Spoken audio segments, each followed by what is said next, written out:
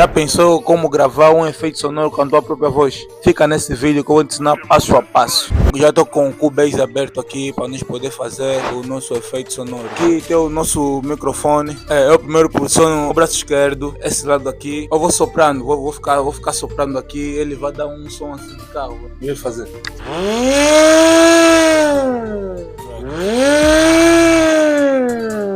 Acabei de fazer o áudio de carro, o resultado posto brevemente. Para mais informações, segue as minhas redes sociais, JFilm, Filmmaker.